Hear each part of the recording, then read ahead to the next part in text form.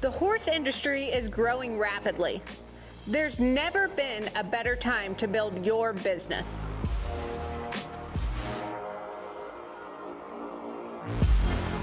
We want to educate and inspire you to step up your game. This is the business of horses.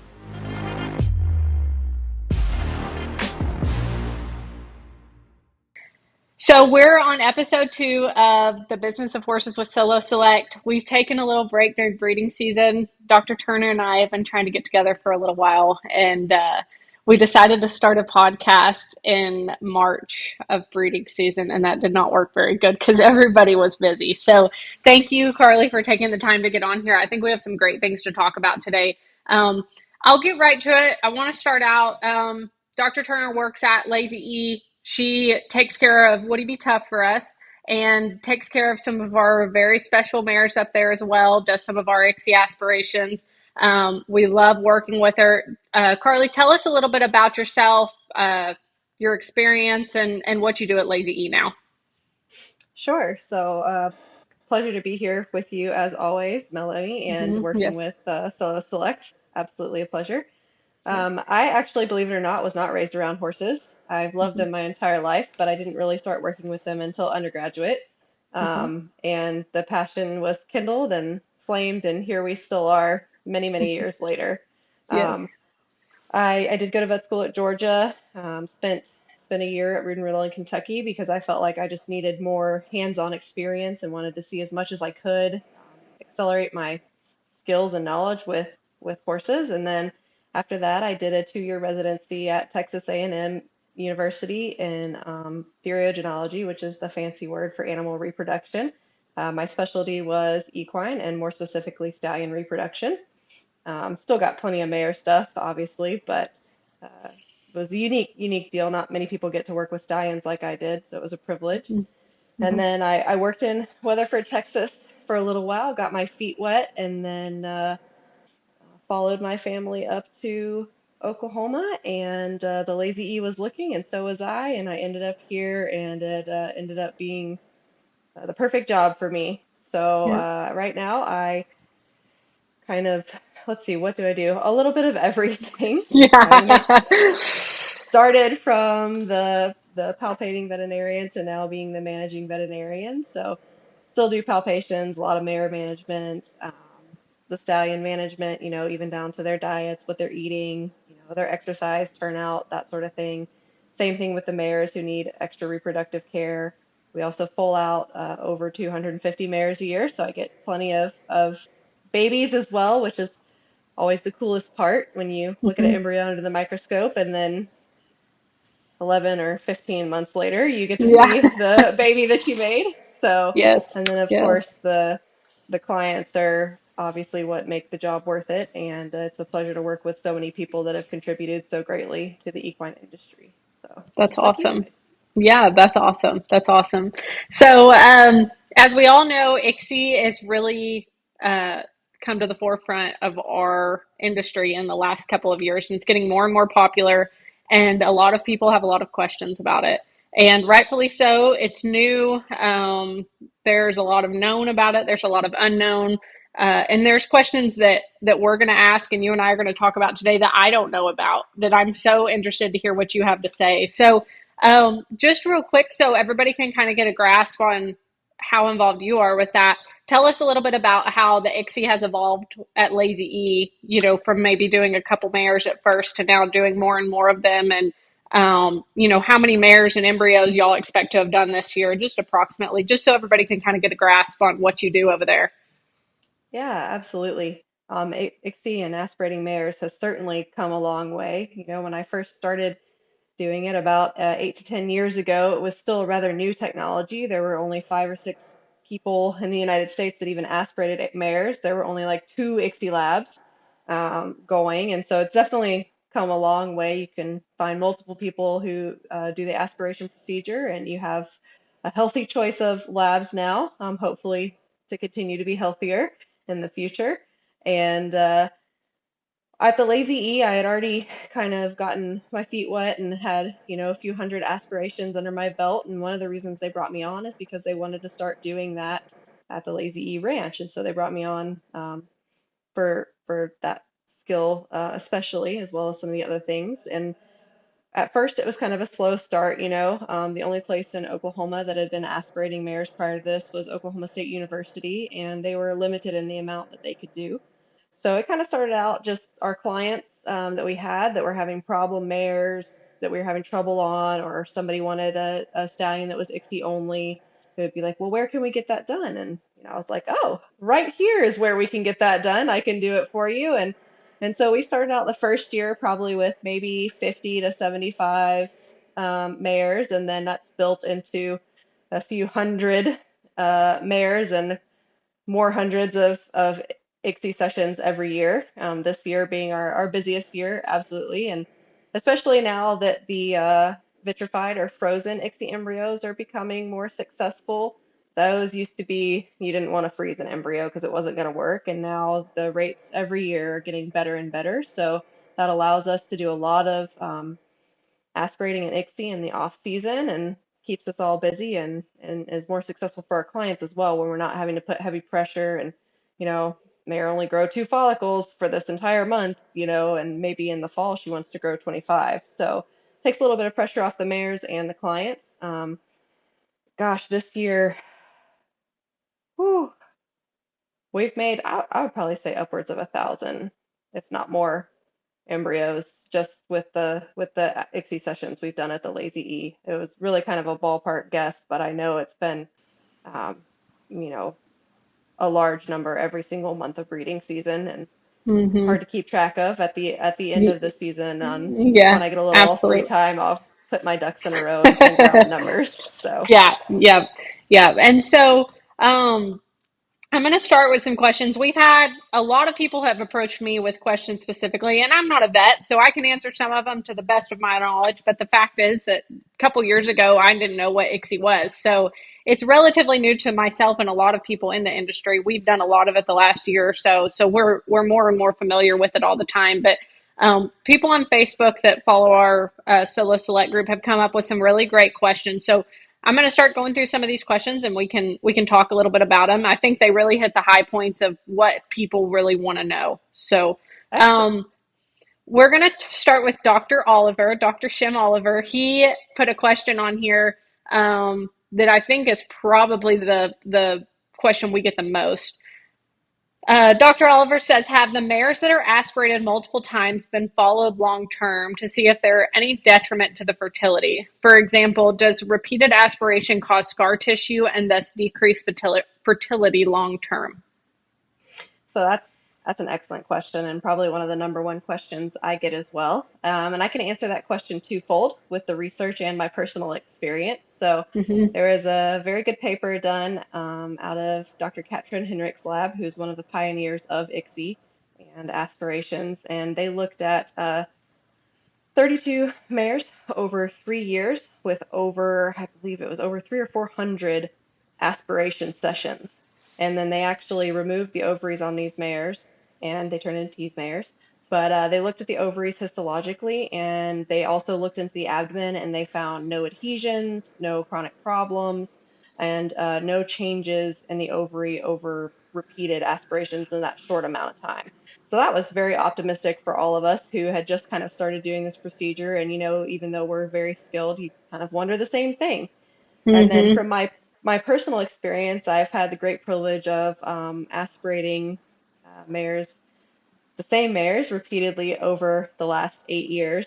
A few Mm-hmm. mares for a client in particular, and I can tell you that we probably do a minimum of 4 to 5 aspirations on the mare a year plus flushing. And this year we got multiple embryos every aspiration and also flushed embryos very successfully on her as well, and a couple of his other mares as well. So Mm-hmm. there's other mares that obviously are still having a productive career, but these mares personally, I've personally been working with and aspirating and flushing for 8 years. So, and Mm-hmm. they're Okay. obviously in their late teens now, and I think that they're a great example of the success and no side effects, no problems, no long term anything with them. So, and Okay. obviously very fertile. Yes, yes. And that's to be said that some mares are, I tell people, some mares are great ICSI candidates and some mares just aren't. And it doesn't necessarily mean they're not reproductively good mares. Just some mares just don't grow a lot of follicles and some mares do in our experience. Absolutely. And that's one of the most important things that you can tell people. And even some mares, just because they don't do well one year, tried to aspirate for 2 years. She didn't grow follicles. We weren't super successful. And then this year, bam, we had 7 embryos and 3 ICSI sessions with 3 different stallions. So I think it even changes mare to mare. Absolutely. Although there are some mares that, I mean, and they can be super fertile. I have a mare that, you know, flushes twins every single cycle. I mean, we can get 10 embryos off of her in a year, and we've never been successful with ICSI on her. And she doesn't grow a lot of follicles, but she also just doesn't make embryos with ICSI. And I would say that's more rare, but you never know what it's going to do until you try, and multiple times at that. So, Hmm. Hmm. All right. So our next question came from Kayla Jones. She says, what is the ICSI impact on mares still performing? that is an excellent question, and the answer is it depends on your mare. So, I would say for the majority of mares, over 75%, they come in, they have an ICSI session, they can go back to showing the next day. I have mares that haul in for shows at the Lazy E Arena, like the ruby buckle, pink buckle. They get aspirated while they're here, go back to race the next day, or go back at the end of the time and go on to a different barrel race or something like that. There are some mares, however, that are going to be more sensitive, and they will be a little bit sore after the procedure. And it might be the first time, it might be every time. It's just very mare dependent, and you can kind of, after the first time, kind of tell how they're going to do there. But you can also set them up for success. We give good anti-inflammatories, good pain meds to try to mitigate that as much as possible. And then those can be followed up for the next couple days as well if the mare shows that she's one of the sensitive ones. It's just kind of like some mares you never know when they cycle. Some mares act like they're dying when they ovulate. So Yeah. Okay. And I think that is a big concern. I know we've talked about it with our mares with Miles and Trevor, especially our rope horse mares. We have some young mares, and you hear some of these guys say, "Well, my horse doesn't run as much after we ICSI her, so we don't want to do that to any more young mares." But then, like Lourdes, the show mare that I had, she was fine. She always gave us a jillion embryos, a jillion oocytes. We would give her 2 days off, go back to showing her. She didn't miss a beat. So I think you're right. It is mare dependent, and the problem with that is you don't really know till you do them. So if you do think it affects them, well, once you've done it once, you might be too late, or it may just be something that affects that mare for a week or two versus 2 days. So absolutely. yeah. So Kelsey Lonstein, I'm sure I didn't say that last name right, but do you see different success rates with mature versus immature oocytes? That's a really good question.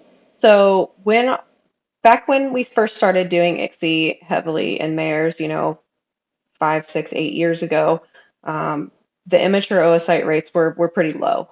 And so we did do a lot more mature oocytes then. And while it's still kind of a viable option on mares that are only going to grow one follicle and you have one chance, I would say that the majority of us probably do only immature aspirations now. The big difference being the mature oocyte has to be set up very carefully, the aspiration has to be timed accordingly, and your temperature is critical. So if that thing drops too fast in temperature, or if you have it, 5 degrees off what it's supposed to be, it starts to die. And so the immature oocytes are much hardier and more tolerant, and so they can kind of be put through the ringer a little bit more and be successful. So I would say for most of us doing this pretty commercially heavily, we usually do. For myself, I don't do a whole lot of mature aspirations at all unless it's a very special case where the mare has been unsuccessful otherwise. So. Okay. Okay. And she also asked about the pros and cons to freezing embryos versus fresh embryo transfers. I think we know that fresh embryos are always great. When we have recipient availability and everything lines up. But do you know kind of a ballpark rate on the difference in the implanting vitrified embryos versus implanting a fresh embryo? Yes, and that's something that is constantly changing. Like each year, the numbers get better. Right now, you've probably got about a 10 to 20% higher chance of pregnancy with a fresh embryo than you do a vitrified embryo. That being said, we've been working with some very excellent people in Brazil, and their vitrified embryo rates are actually as good as their fresh embryo rates. So we're hoping to bring that technology over to be commercialized in the U.S. very soon. So I think that'll be hugely beneficial. It is out there. And I think that, but that being said, there's still significant room for improvement with all ICSI embryos, right? So. Okay. So, Madison Keeter, when postpartum is it safe to aspirate?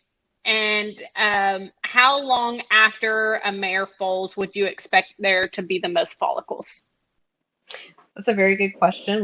We've started doing a lot of postpartum mares. I would say that that depends on the skill and comfort level of your aspirator. For me, I don't aspirate mares until they're 2 weeks postpartum. The blood vessels are very big, going to all of the reproductive organs post-foaling.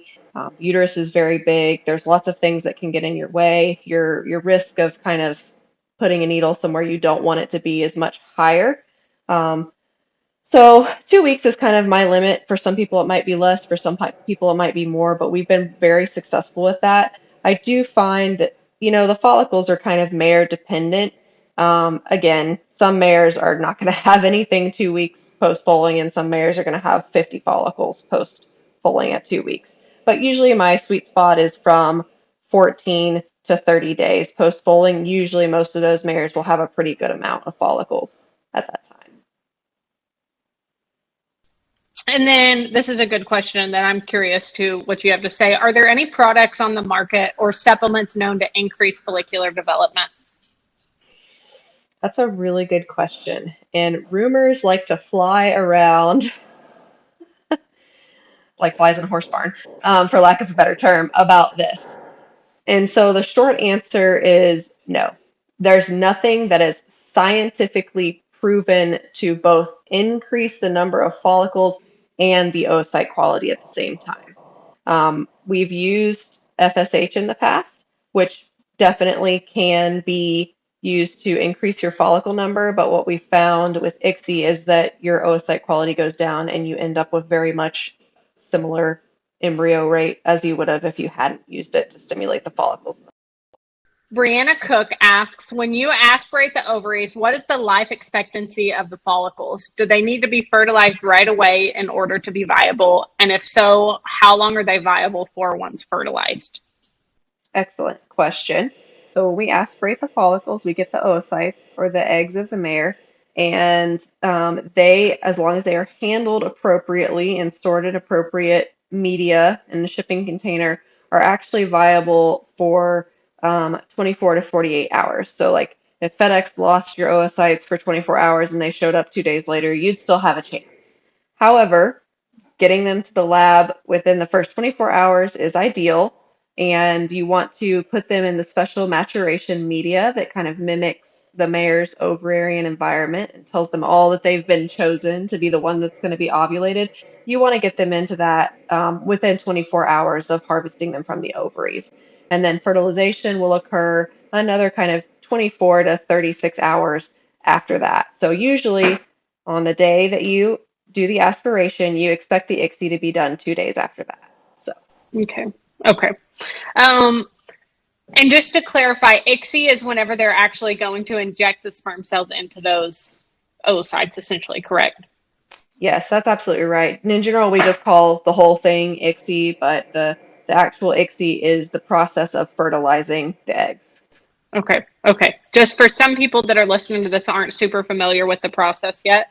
I just want to make sure they kind of understand. And to go back on that, Carly and I made a video earlier this year that I think does walk people through a lot of the aspiration process, and it's really helpful. So I'll put a link to that in the podcast description. But if you guys kind of want to wrap your mind around kind of the images of this and what this looks like, we did make a video for that I'll link into the podcast where people can kind of see it. Okay. Julianne Delosier says, why is the stallion feed cheaper for ICSI than for regular breeding? That's another very good question, which I'm sure Melanie can answer as well. The amount of semen required for a regular breeding is about 500 million times what an ICSI breeding would be. So, on a stallion that there's limited semen, or a stallion that's super busy or already booked up for the season, you can use one straw of frozen semen to do up to 30 ICSI sessions, or 30 mares worth of ICSI sessions, depending on the fertility of the stallion. Now, there's some stallions who are deceased whose semen was frozen, before I was born. Not really, but close. And you might only get one per straw out of that, but still, it would be an eighth of a regular frozen semen breeding dose and a 16th of a regular breeding dose. So it's just the amount of semen, the amount of work that has to be put into it that day, is a lot less. So the labor semen is a lot less. You can preserve the stallion's genetics for much longer. So. Yes. Okay. And that's a great question because I do have people ask me that about Woody, for instance. And like with Woody, we have frozen semen, but we can just only get so much fresh a day, right? And so it's a great way for us to allow more people to breed to them. And we make not every stallion fee is cheaper. We make ours cheaper just because we feel like then it makes up for the extra cost of the ICSI. So ours is about $2,000 cheaper, which is about what you'll have in aspirating and the initial ICSI cost in the lab, right around that. So it just makes it where it's a little more affordable for people to take that gamble on the ICSI. And sometimes it works great. You get 6, 7, 8 embryos, and sometimes you just get your one. But it's a good option for these older studs. So Absolutely agree. Madison Keeter says, when buying ICSI or frozen embryos, what do you look for? What day ICSI embryo has the highest conception rate? So there are, I guess, kind of 3 to 4 days that you can get ICSI embryos in the first place. And so all the ICSI embryos that you are going to get are going to behave like a morula, so like 5.5 day flushed embryo. But you can get ICSI embryos on day 7, day 8, day 9, and day 10. If you're going to purchase an ICSI embryo, it needs to be a day 7 or day 8.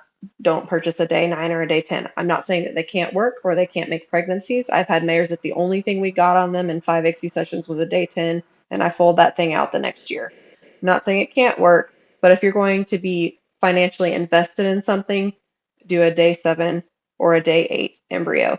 And as far as ICSI semen, if you're going to purchase that, um, it it's really dependent, and most people aren't going to tell you the quality of the semen, and the quality of the semen sometimes is not related to how well that stallion does with ICSI. Not all stallions are created equal. Some of them, their semen is going to be much better at ICSI than they are with regular fertility. I can think of 5 right now. And so the ICSI frozen semen, if you're going to purchase actual semen, I think it's just a gamble. And the best way to go about it, if you're looking at it, is if there are ICSI contracts offered on the stallion. Like obviously, Woody B. Tough is one of them. There's plenty of ICSI embryos out there to Woody B. Tough. That's your best indicator that that semen's going to work for you, is past experience and people who have foals and that sort of thing. So that's kind of what I'd look at if I was going to be looking into using a stallion for ICSI or buying an embryo. So. And this is a question I have that doesn't come from the Facebook questions, but do you see any stallions that maybe do, for instance, with ICSI, they do get embryos, but maybe those embryos either don't work as well in recips, or you see they tank more before the 55-day checks or whatever date you want to say. Is that or can that be related to a stallion? Yes, my clinical and personal experience says yes. Unfortunately, there's not a whole lot of scientific research to back that up because the male side of the ICSI hasn't been studied near as much as the female side. But just based on my personal experience transferring embryos and looking at ICSI pregnancies, there's definitely some stallions that I would say you see a lot more early pregnancy loss with. Okay, yeah. So it can sometimes have a connection if you have those embryos that do make a 14-day pregnancy, let's say, but they don't make a heartbeat check. That can still be at fault of a stallion at sometimes. Not always, but sometimes. Yeah, we like to blame the mare most of the time for that, but I mean, it takes two, and the stallion could be definitely donating a chromosomal abnormality, as well as the mare. And humans, they've studied that out, and they show that it is mostly on the female side and much less on the male side, but that doesn't mean that it can't happen still. So. Yep. Yep. Okay. And then one additional question she has: what's an average number of oocytes per aspiration on most mares? I got asked that question the other day. It is. Some mares it's going to be three every time, and some mares it's going to be 20 every time. But I would say on the vast majority of the mares that we aspirate here at the Lazy E Ranch, we usually get in the low to mid double digits. So 10 to 15 would be a good average number. I have gotten 60 on one before, but that was a one-time case and has never happened again. So Alley cat, was it? no, it should have been that mare. Whew, yeah, she gave, man, my favorite mare to aspirate. Made me look so good every time. That's right.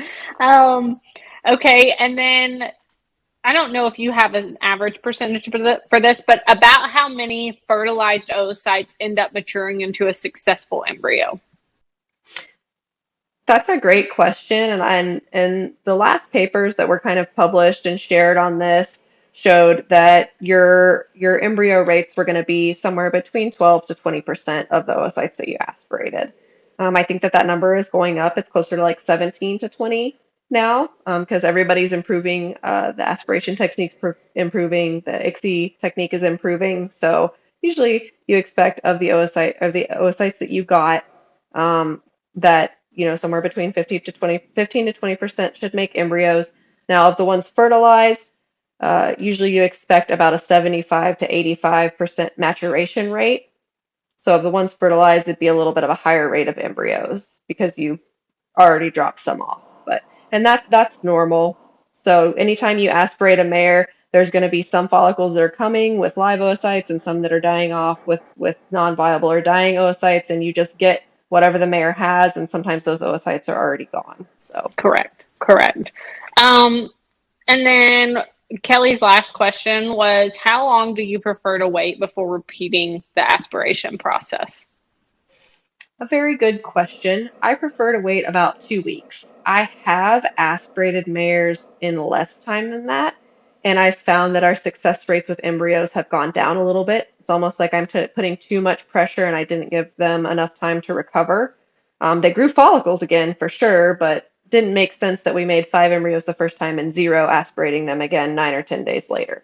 So usually I give them 2 weeks, just kind of a recovery period, and I mean, you could definitely flush them in those 2 weeks. You don't have to do nothing reproductively in those 2 weeks. I have a lot of mares that I aspirate, flush, but I like to give them 2 weeks. They're, especially if they've done well, I feel like they deserve a break, or I certainly would want one. So, Absolutely. Absolutely.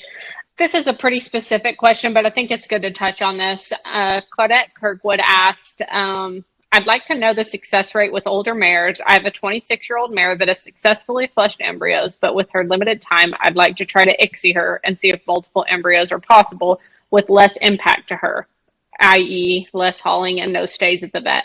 I've heard older mares are mixed just due to quality of oocytes and number produced at aspiration. absolutely good question. Artie has a good grasp on it. The number one limiting factor to older mares is follicle development. Most of your older mares do not like to develop follicles. And then, as you said, it's just like humans. After 35, you're considered a geriatric for reproduction, and your odds of chromosomal defects go up. That starts at about 15 years old in the mare. And some mares are going to be done at 19, and some mares are still going to be making embryos at 27. But I would say for the vast majority of mares to have a successful ICSI session on a mare that's older like that, you need to expect to at least do two or three. And their odds of that pregnancy, if they make one, dying off before 45 days are also pretty significantly increased. So usually it's a pretty significant financial investment, with not a lot of success. Not saying it couldn't be done by any stretch of the imagination, but older mares have a lot stacked against them. And usually I recommend if someone's going to try that, don't pick a dead stallion that has poor ICSI rates. Pick something that you can either get fresh semen to ICSI on or that is known to be a great stallion for ICSI.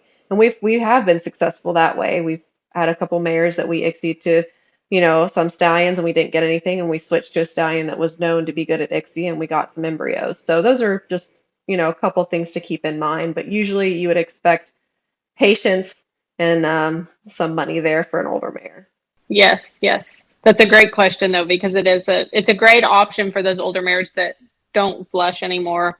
But I think you have to be realistic about the investment you're going to have in it. So, India Ford asks, how does sex semen work in conjunction with the ICSI process, and what is the success rate plus pros and cons for choosing that procedure?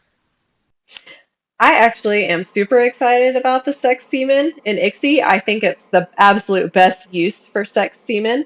You know, that semen usually after being sexed, not only does it have to be collected, it has to go through an hours long process at a certain temperature that it sits out to be sexed and that sort of thing. And so usually, because we don't breed horses for reproduction, we breed them for performance. Um, the semen after being sexed and frozen is a bit poor quality than even just regular frozen semen. So I think ICSI is a fantastic use for sexed semen. I think it's kind of a bit of an untapped market right now. I think it's another great kind of uh, perk to doing ICSI. Hey, I'm doing ICSI while I'm at it. I can pick whether I want a filly or a colt. It hasn't been used enough to see numbers if there are actual like pros and cons to embryo production or pregnancy rates. We just haven't done it enough. No one's done it enough to see that yet. But I do know that it has been successful and people are getting what they want. You just need to be careful about how the semen was sexed. Okay, there's a few different ways to sex semen out there, and a couple of them are not as, I guess they're more prone to error. And so basically, if you're going to pay extra for a ICSI session with sex semen, you would want some sort of like guarantee that if it came out the wrong sex, you would be have another chance or something like that. And that would just be an agreement with the stallion owner, I think, because I do think some people try to cheat the system and use the kind of cheaper sex semen sorting, and you're just not as successful that way. So that's just something to be careful of in the future. But I'll just go ahead and throw out there that the Woody B. Tough sex semen was done the right way. So. Yeah. Yes, it was. This is probably more of a geneticist question.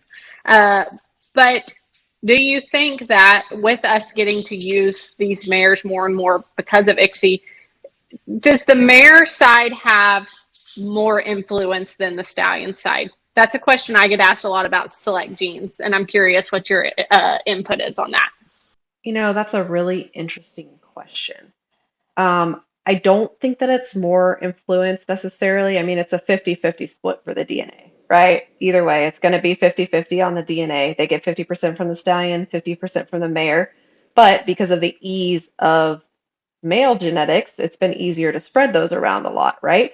Well, now we're promoting the female side of things, and I just think it's kind of an untapped deal. I think there's so many amazing female equine athletes out there. I mean, and you look, and they have these mares of distinction, for example, but they've only got 6 to 10 offspring, but like 6 of 10 of them ran or did great or made it to futurities. Like it's a crying shame they couldn't have more, just like the stallions, in my opinion. There'll probably be some people that disagree, but I think it's great. I always think of the thoroughbred great mares too, like Havre de Grace and those, like what it would be so cool if they were able to have more offspring. What if a great mare could have this many just like a great stallion? I think again you're only improving the genetics there, and I think that people tend to feel like the mare side is more influential just because the mares have less offspring, and when their offspring do well, it looks a whole lot different than if a stallion's offspring do well. So Right, absolutely. Okay, our last question. This is a good one. I'm also very interested to hear your input on this. What is IVF, and when do you think it will hit the horse industry? ooh Ooh, all right. So IVF is in vitro fertilization, and it's how they do a lot of fertilization in other livestock species, goat, sheep, cattle, that sort of thing. The main difference is horses are more difficult for everything, right? They have to be. So IVF up until recently has not been successfully done in horses. The same things that they use to make it successful in other livestock species have not been successful in the horse. So recently, Dr. Katrin Hendricks' lab was able to produce embryos and foals from IVF. And so the big difference is the technology for IVF is not quite, I don't want to say it's not as advanced. It's also an advanced technology, but it requires less high-tech equipment, like the financial commitment is a little bit less than what you have to do, and it requires less of a skill set to do, I guess. The people that can do ICSI are highly trained and had to teach a lot themselves, and there's just very few people who can do it successfully, whereas, you know, there's a bunch of people who can do IVF successfully, right? So the main difference being ICSI is when you take one sperm and you inject it in one egg with these it's almost like a video game giant microscope and these microscopic pipettes and things like that. It's very delicate, difficult to handle, that sort of thing. Where IVF, for simplistic terms, is when you can put the eggs and the sperm in the dish and just kind of let it happen. It's a lot more involved than that. I don't want to rain on anybody who's doing a great job with it, but it's just a different technique. And so it has been done successfully. However, only with very, very, very fertile stallions, which would be probably less than 10% of the stallions that are actually in commercially available to the industry. So I do think that they're making leaps and bounds forward, and everybody is using Dr. Henrich's work kind of as a baseline to try to get this into production as quickly as possible, ourselves included. And I'm hoping that it could be literally next year, like all it takes is somebody to accidentally spill something in the dish and it works, or somebody to be like, oh, this worked in this species, let's try this. And it works for the horse, maybe it's a bird, I don't know. But, or, it takes another 5 or 10 years until they get it commercialized. But I bet you it's probably coming within the next 5 years. However, I still think that there will always be some stallions that will be ICSI. IVF does require more sperm, and it does require them to be a bit higher quality than what you can use for ICSI. So I do think that for some stallions, especially deceased stallions or stallions with poor quality semen, ICSI will still always should be a viable option for people to use. So. And so where IVF will fill in is more like for somebody wanting to use a stallion that is really fertile, that wants to try to get multiple embryos, you could do that cheaper than ICSI. Is that correct? We'll have to see. It just depends on what the people doing it decide to charge. And it depends, they might get started and your embryo rates are a lot lower because they have it, if it takes 10 years to get it better like it has with ICSI, people might still be doing ICSI until the IVF comes along. It'll be really interesting to see how rapidly it improves. Yes, So. yes, absolutely. Okay, well, thank you for your time today. I think this was great. We touched on a lot of people's questions. So I feel like we'll probably have some additional questions after this. We might have to do a round two at some point. Sounds perfect. But this was great, and I appreciate your time today. And if you guys are needing mares aspirated, any breeding work done, Carly over at Lazy is awesome. We lean on her for a lot of things. She does a great job. So you can get in touch with the Lazy E Ranch for anything like that. So if you guys are looking for any good performance studs, call up Solo Select. That's right. That's right. Well, thanks, Carly, and we will see you for the next one. Sounds great, Mel. Thank you so much. Thank you.